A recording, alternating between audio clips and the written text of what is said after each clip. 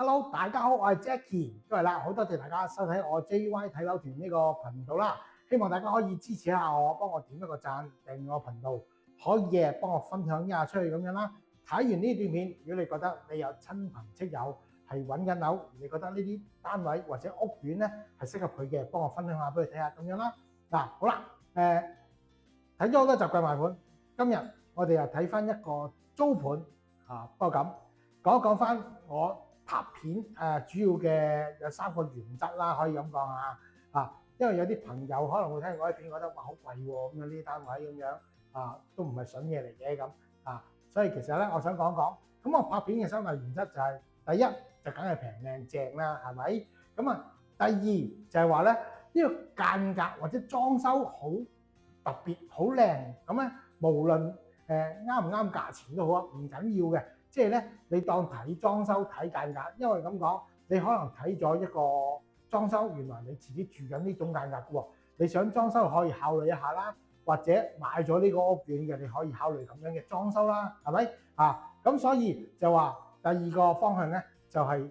好特別嘅裝修，好靚嘅裝修咁我都會拍俾大家睇一睇嘅。第三就係話咧，好罕有放盤嗰啲啦。因為有啲屋苑咧係極少有放盤嘅，因為佢本身個屋苑規模唔大，或者嗰啲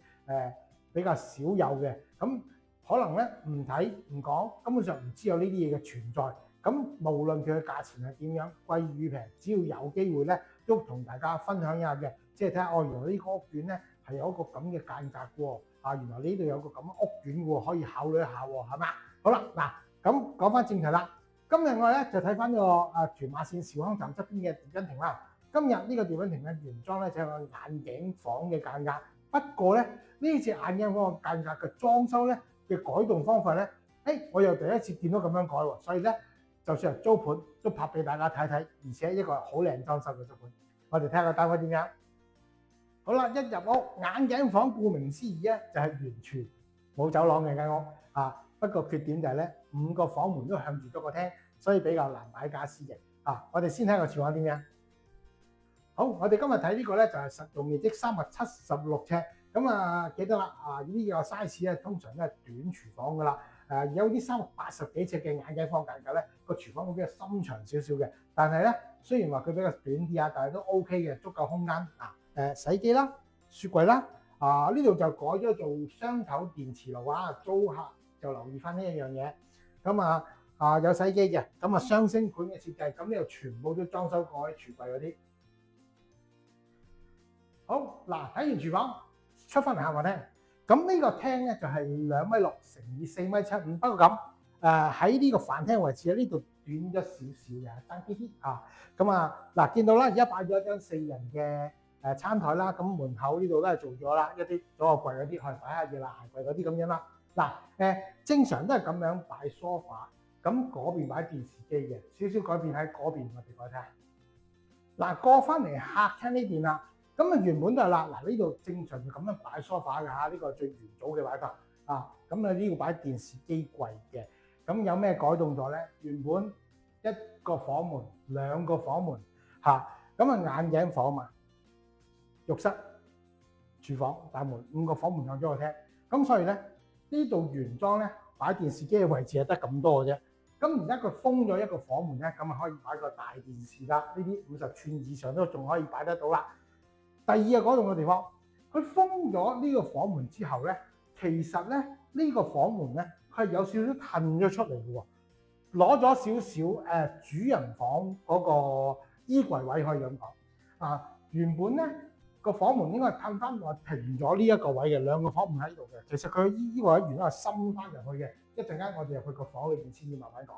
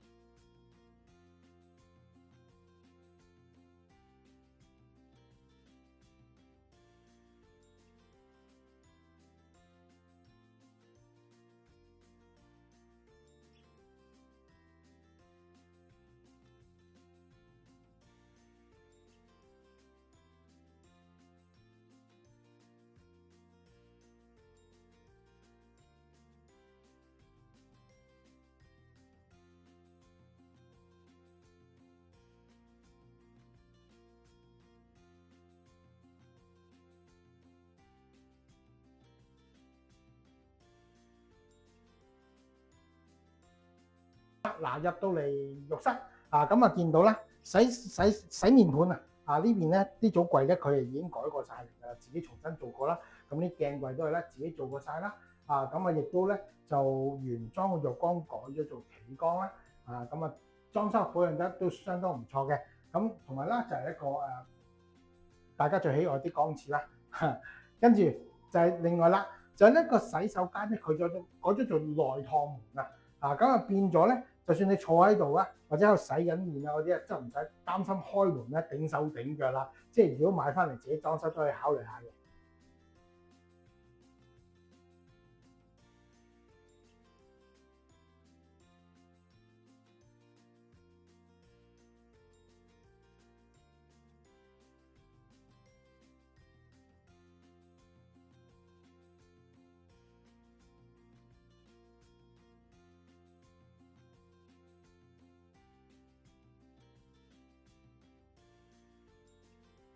嚟到睡房啦，而家打通咗兩個房之後咧，size 咧就係變咗成2.45米乘4.15米嘅。咁2.15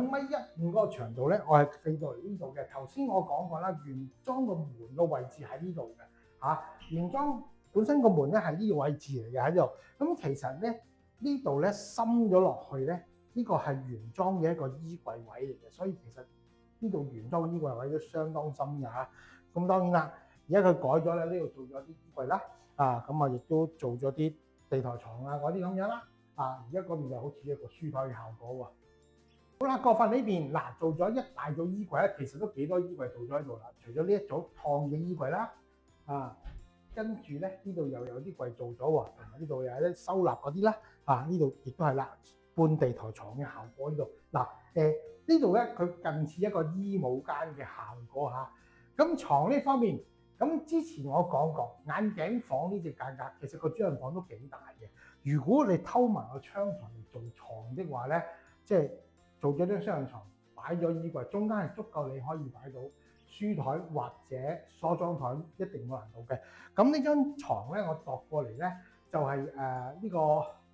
2米乘1.25米，即係4-6尺嘅標準床啦。咁同埋啦。呢一個單位嘅景觀咧，望翻去下底草地球場啦，嶺南大學嘅草地球場啦。如果天氣好的話咧，係遠遠望到去深圳都望到嘅，所以其實呢個景觀咧，即係日夜景都非常之靚嘅。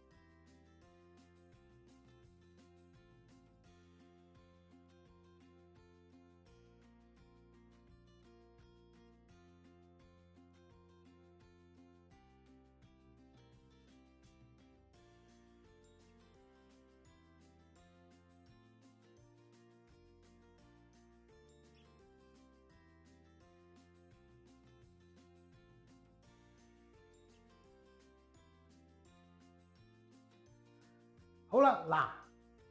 一個咁靚景觀嘅房咧，就唔好嘥咗景觀佢。咁所以咧，就喺翻房呢度咧埋個尾佢啦。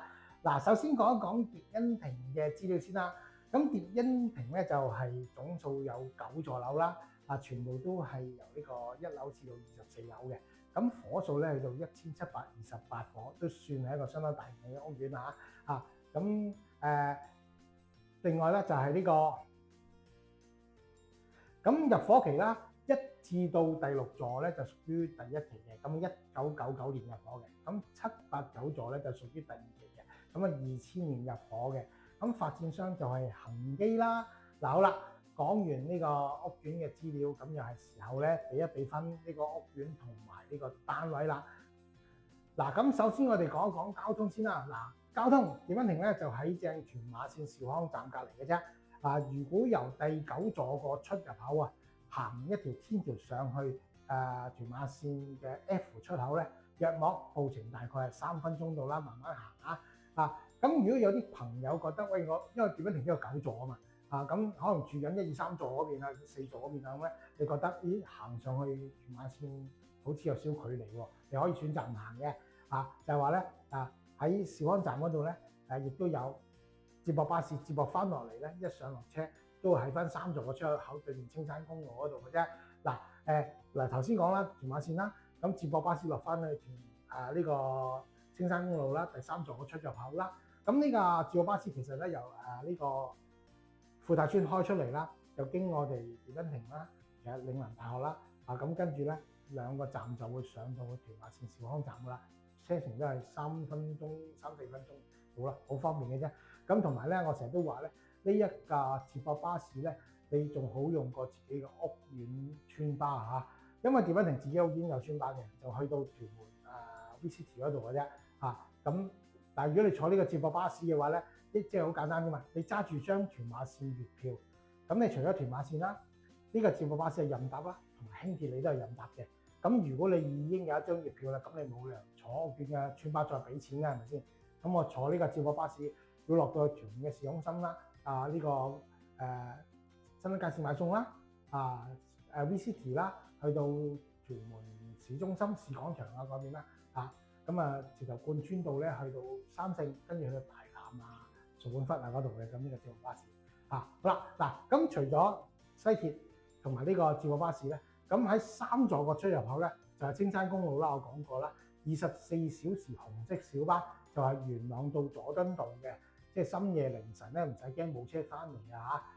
咁除咗呢個紅小巴之外咧，有個綠 van 仔亦都係由富泰村開出，就去翻屯門嘅市中心嘅新地街市嗰邊買餸咁樣啦另外啦，咁就係有啲巴士路線啦，去深圳灣去機場去上水火車站元朗葵芳呢個葵芳而家都好出名跟住呢個旺角火車站香港呢啲巴士路線都會有嘅。咁所以咧基本上交通嗰邊咧黐住個鐵路站同埋有好多同埋有24小時交通啦，同埋好多嘅巴士路線啦。咁所以咧交通方面咧可以俾佢3粒半星啦。咁跟住講翻個景觀啦，景觀大家都見到啦180度冇遮擋嘅景觀呢個垂港嗰度望出去大家唔知下邊嗰個草地球場，唔知大家知唔知啦？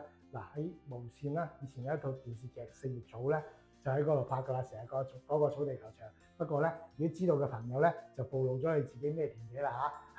好啦，咁跟住講個景觀咧，遠遠望去後邊，一路望去咧，就可以望到元朗天水圍天氣好咧，可以望到深圳添嘅。所以呢個單位嘅日夜景咧都非常靚